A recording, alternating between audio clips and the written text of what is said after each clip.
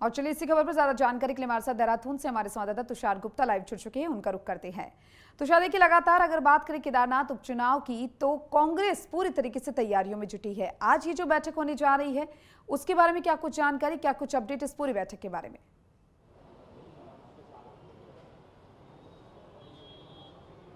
देखिए, बिल्कुल अगर बात की जाए कोऑर्डिनेशन कमेटी की जो बैठक है वो अभी चल रही है। मैं पीछे आपको दिखाना चाहूँगा, इसी कमरे में जो बैठक है वो अभी चल रही है। जो बड़े नेता हैं वो अभी फ़िलहाल चर्चा कर रहे हैं कि जो आने वाले चुनाव होंगे, चाहे उसमें केदारनाथ उपचुनाव हो या फिर निकाय चुनाव हो जो उत्तराखंड में इस साल होने वाले हैं, उसके लिए हमारी पार्टी की जो रणनीति है वो क्या रहने वाली है। साथ साथ जो बीते दिनों प्रदेश प्रभारी कुमारी शैलजा के साथ जो बैठक हुई है दिल्ली में, कई बड़े नेता वहां पर पहुंचे थे, चाहे वो प्रदेश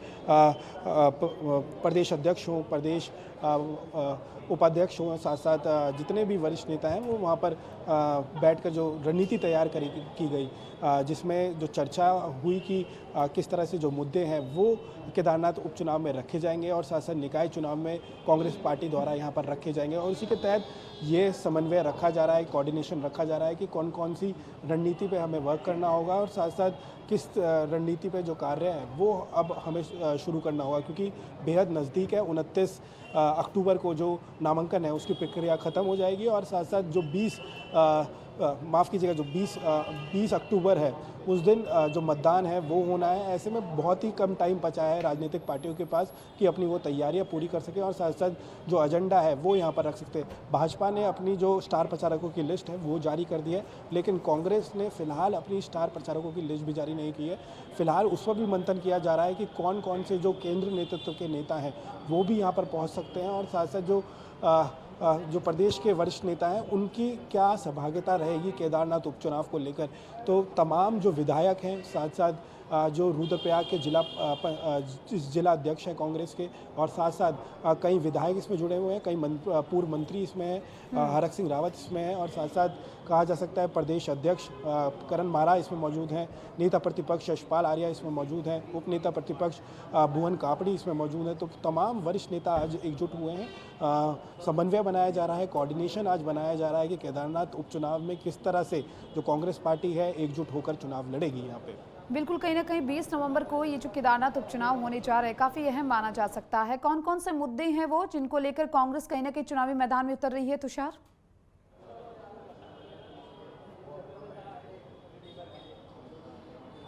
देखिए, केदारनाथ मंदिर धाम जिस तरह से दिल्ली में बनने जा रहा था उसके बाद लगातार जो विपक्ष आक्रोशित नज़र आया, साथ साथ कई आरोप राज्य सरकार पर लगाए गए। जो कांग्रेस की रक्षा प्रतिष्ठा यात्रा है इस दौरान निकाली गई, कहीं ना कहीं जो दिल्ली में केदारनाथ धाम बन रहा था उसके विरोध में, और कहीं ना कहीं जो वहाँ की जनता भी थी कहीं ना कहीं खफा नज़र आ रही थी राज्य सरकार से, क्योंकि जो मुख्य स्रोत का यहाँ पर कहा जा सकता है जो बैकबोन है उत्तराखंड की वो चार धाम कहा जाता है टूरिज़्म में, और सबसे ज़्यादा आय यहीं से आती है। ऐसे में जो व्यापारी वर्ग था वो काफ़ी नाखुश नज़र आ रहा था। तो ऐसे में राज्य सरकार ने वो फैसला वापस लिया था और साथ साथ जो केदारनाथ धाम जो ट्रस्ट बनाया जा रहा था उसे भी वहाँ पर निरस्त किया गया था। तो कहा जा सकता है कि इस मुद्दे को कांग्रेस यहाँ पर उठाई जा सकती है। साथ साथ जो शंकराचार्य अभिमुक्तेश्वरानंद है उन्होंने जिस तरह से आरोप लगाए थे कि जो 240 करोड़ माफ़ कीजिएगा 240 किलो का जो सोना केदारनाथ धाम पे लगाया गया है वो सोना गायब हो चुका है, ये आरोप उनके द्वारा लगाए गए थे। जिसके बाद सरकार ने भी अपना स्पष्टीकरण दिया था कि वो 240 किलो सोना नहीं है, वो 24 किलो सोना है। तो ऐसे में कहा जा सकता है कि इस मुद्दे को भी उठाया जाएगा। जो अभिमुक्तेश्वरानंद ने कहा है कि सोने की चोरी वहाँ पर हुई है और इसी को जो कांग्रेस है वो केदारनाथ में उठाती हुई नजर आएगी। साथ साथ जो मास्टर प्लान है, प्रधानमंत्री नरेंद्र मोदी का वहाँ पर मास्टर प्लान चल रहा है, मुख्यमंत्री पुष्कर सिंह धामी भी लगातार वहाँ पर पहुँच रहे हैं और ऐसे में जो अतिक्रमण है थोड़ा बहुत वहाँ से हटाया गया था, जिसके बाद जो व्यापारी थे वो थोड़ा खफा नज़र आ रहे थे, लेकिन राज्य सरकार ने फिलहाल उनसे बातचीत कर ली है।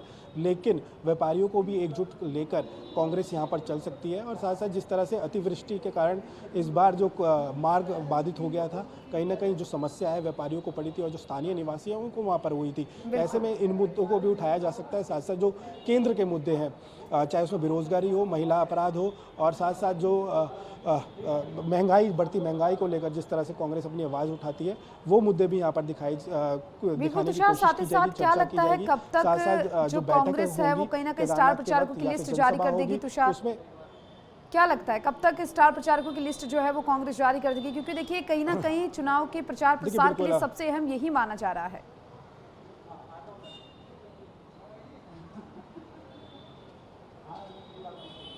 देखिए, बिल्कुल अगर बात की जाए प्रचार प्रसार की लिस्ट की तो कांग्रेस के जो वरिष्ठ नेता हैं उनका ये कहना है कि जल्द हमारी स्टार प्रचारकों की लिस्ट इसमें जारी हो सकती है। कहीं इसमें बड़े नाम हो सकते हैं, केंद्रीय नेतृत्व से भी जो बड़े नाम हैं वो यहाँ पर आ सकते हैं और कहीं ना कहीं जो केदारनाथ उपचुनाव हैं वो काफ़ी महत्वपूर्ण है, चाहे भारतीय जनता पार्टी के लिए हो या कांग्रेस के लिए हो। 3 और 2 का रेशो इसमें रहा है। 3 बार भारतीय जनता पार्टी ने इसमें जीत हासिल करी है और 2 बार कांग्रेस पार्टी ने जीत हासिल करी है। तो ऐसे में कांग्रेस भी ये चाहेगी कि इस जीत को बराबर किया जाए।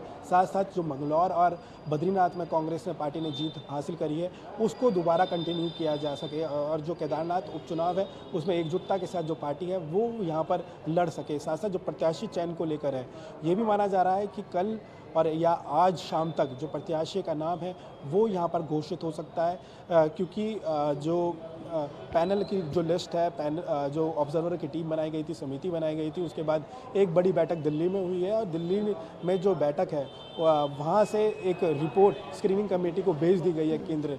तो ऐसे में माना जा रहा है कि जल्द ही जो प्रत्याशी है उसका नाम घोषित कर दिया जाएगा। साथ साथ जो स्टार प्रचारकों की लिस्ट है वो भी जारी कर दी गई है, क्योंकि केंद्रीय नेतृत्व से बातचीत की जा रही है कि कौन कौन से बड़े नेता यहाँ पर पहुँच सकते हैं। क्योंकि जो केदारनाथ प्रतिष्ठा रक्षा यात्रा चल रही थी तो ऐसा माना जा रहा था कि राहुल गांधी यहाँ पर पहुँच सकते हैं, जो नेता प्रतिपक्ष हैं वो यहाँ पर पहुँच सकते हैं। लेकिन जिस तरह से अतिवृष्टि हुई और उसके बाद जो यात्रा रोकी गई उसके बाद उनका कैंसिल हो गया था। कहा जा सकता है कई बड़े नाम हैं, फिलहाल इसमें मंथन किया जा रहा है। स्टार प्रचारकों की लिस्ट पे प्रत्याशी के नाम पे भी मंथन चल रहा है। कुछ ही घंटों में या फिर कहा जा सकता है 1-2 दिन में ये स्थिति साफ हो जाएगी और कौन कौन से जो बड़े नेता हैं वो केदारनाथ उपचुनाव में अपनी छाप छोड़ेंगे ये भी सबके सामने होगा।